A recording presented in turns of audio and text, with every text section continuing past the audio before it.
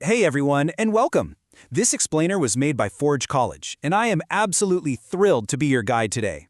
We've got a fantastic topic lined up. Our goal is to draft the absolute perfect, airtight engineering blueprint for transitioning your architecture from EVM over to SVM. Now, if you've been following along with us, you know we've already got the code down. But today is where the rubber finally meets the road. We are taking our architecture to production, with deployment strategies using RPC within the svm-client-architecture.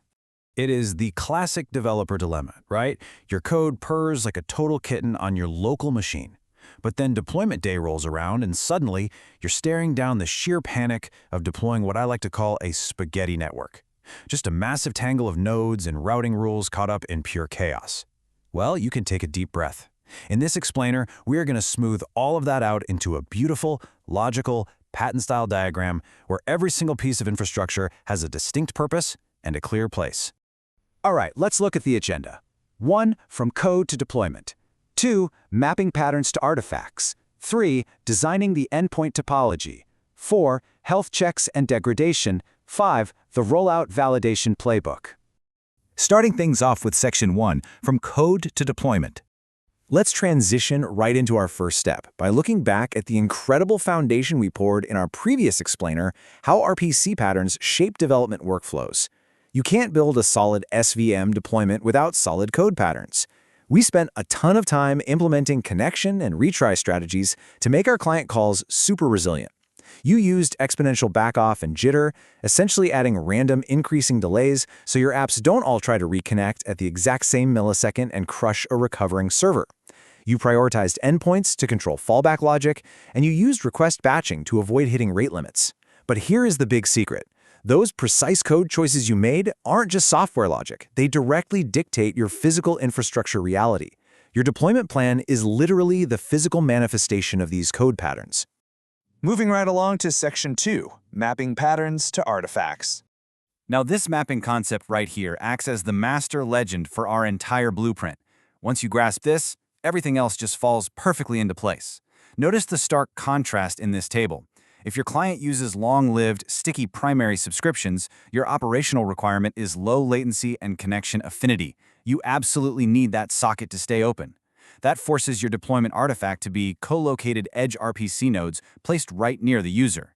But what if your client favors short, idempotent queries, meaning queries that can be safely repeated multiple times without changing the final outcome? Suddenly, your main priority shifts to horizontal scalability, which means you're going to deploy a stateless RPC cluster sitting behind a load balancer. And if you're heavily batching with rate limits to handle throttling, well, you're going to need a dedicated aggregator service. You see how that works? The client pattern directly dictates the physical artifact.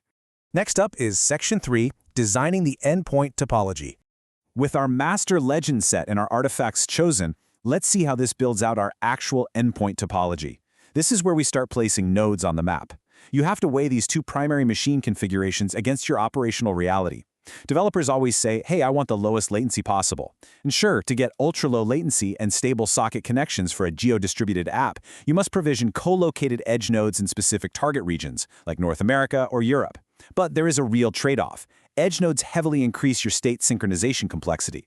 On the flip side, central stateless RPC clusters are a total breeze to horizontally scale and pool together, but they introduce higher cross-region latency that will absolutely drive your subscription-based clients crazy. So your topology diagram has to reflect this balance. Maybe you build an edge RPC fleet per region for primary reads and keep a central load balancer for writes. Which brings us to Section 4, health checks and degradation. Look, even the absolute best topology will fail eventually, which is exactly why we need safety valves. We have to install rigorous health checks and graceful degradation paths. I literally cannot stress this enough. The health probe is your ultimate safety mechanism. Think of it like a doctor constantly checking a patient's pulse. It is a strict operational contract. If your client code says, I'm going to stop routing to an endpoint if it fails 3 times, the infrastructure must actually expose a lightweight health endpoint that gives a clear status payload. This is what prevents your client from just blindly, repeatedly bashing its head against a totally dead node. Think back to how you'd write a basic Node.js failover script. You have an array of prioritized endpoints.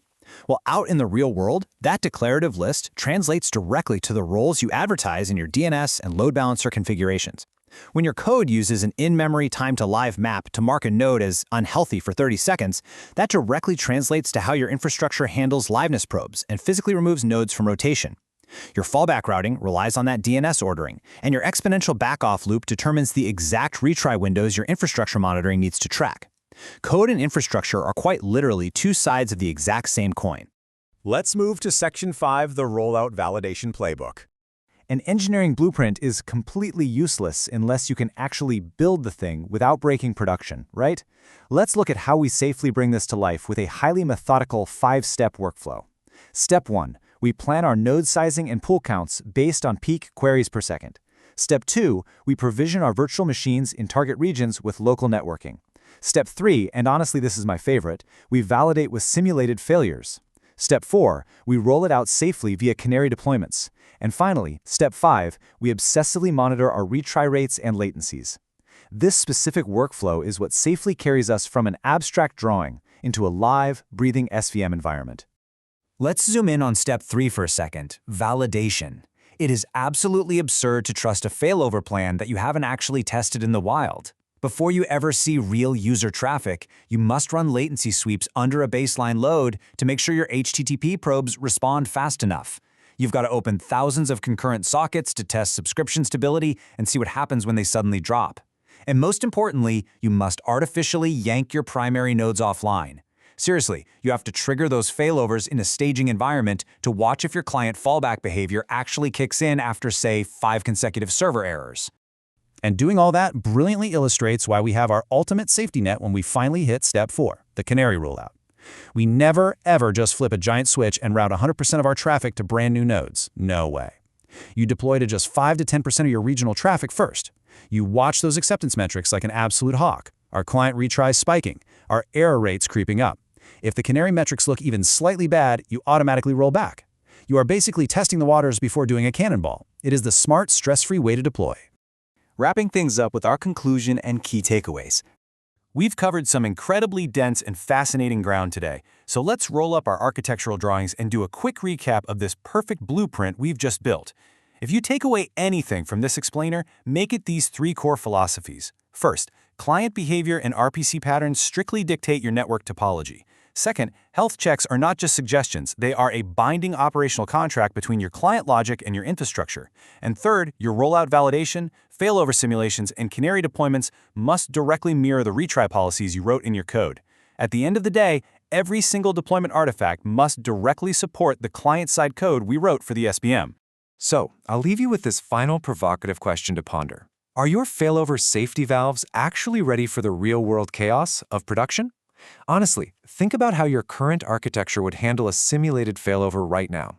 Keep this blueprint handy, because in our next lesson we are going to dive into monitoring and observability to convert these health checks into concrete dashboard metrics and incident playbooks. Remember, this explainer was proudly made by Forge College.